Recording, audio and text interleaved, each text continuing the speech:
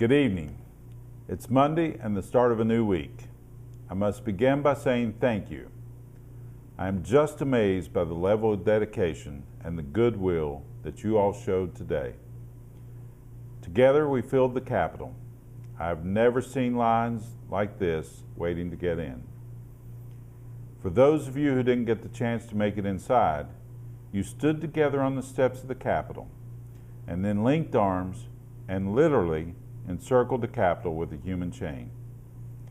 It was incredible, and I'll talk more about that a little later. Since the Senate lowered the pay amount to 4%, both the House and the governor have stood strong and urged them to return to the 5% amount that was agreed upon by the governor and the unions. There are 134 legislators, plus the governor, who have a say in the passage of the bill. 20 of those legislators have opposed the bill as it moved through both chambers. 1 voted no in the House, and 19 are now in the Senate. Clearly, a minority of legislators are keeping our public schools closed. Why do those 19 believe that their will outweigh their colleagues? Well, the answer is simple. It's petty politics and egos. One group didn't get their way, and perhaps their feelings were hurt, and now they are obstructing the legislative process.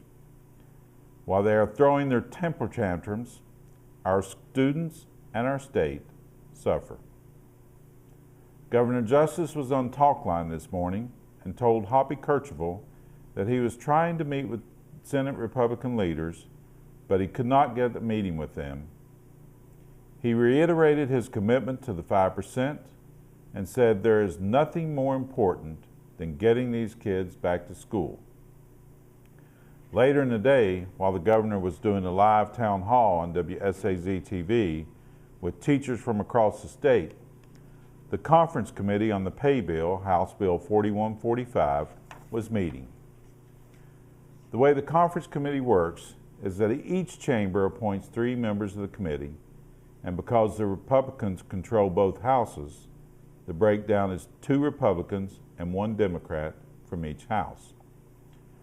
From the House of Delegates, the members of the committee are Espinoza, Anderson, and Boggs, and representing the Senate are Blair, Ferns, and Plymel. The conferees met for about an hour and a half. They began the meeting by discussing finances.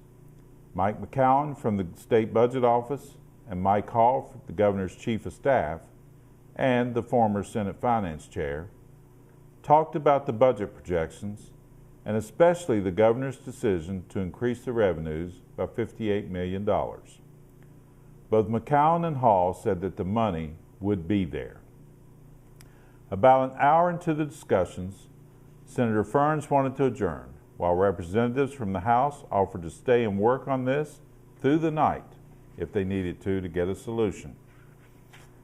Both Ferns and Blair were not interested in that, and they moved to adjourn the meeting. It was another opportunity missed to reopen our schools and resolve the matter. The Conference Committee came back into session at 8 p.m. this evening, stated the respective positions of the House and the Senate, and adjourned shortly afterwards without any progress. They agreed to meet in the morning at 9 a.m. Now, what's odd about this is that last session, the governor increased revenue estimates by $170 million, and the Senate never questioned it. Why? Because the money was going to be used for something that they wanted. Now, once again, it is simply a matter of priorities. Right now, the Republican leadership of the Senate is simply trying to prove a point instead of solving the problem and getting us back to work and our students back to school. In a budget of over $4.5 billion, that's right, billion with a B, we are keeping our students out of school with less than $13 million. It is a minuscule amount in this state's budget. Now let me say again how proud of everyone I am. After the Senate vote on Saturday, you came out in record numbers at the Capitol today. We were informed by the security that it was a record for visitors to the Capitol. Sometime before 1 o'clock, the size and density of the crowd prompted a capacity concern from Capitol Police and the Fire Marshal, prompting them to issue the notice that no further visitors are being admitted to the Capitol at this time.